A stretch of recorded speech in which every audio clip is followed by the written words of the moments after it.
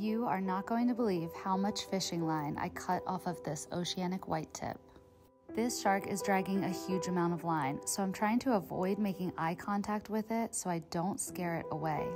I'm also splashing and trying to make as much noise as possible so that it will come close enough to investigate and I can cut the line.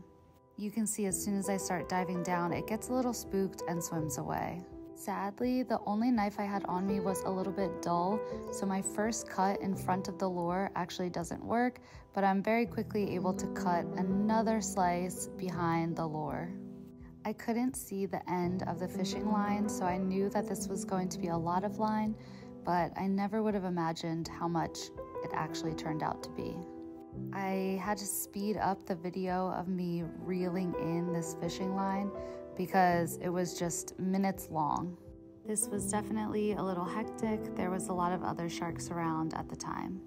I'm quite certain that whoever hooked this shark did not mean to hook the shark, but you can't really control what's on the end of your line, so sometimes that can be sharks.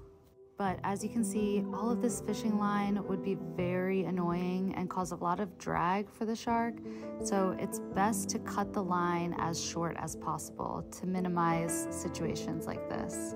Line this long could easily become entangled on something, which would leave the shark stuck in place and it would likely die.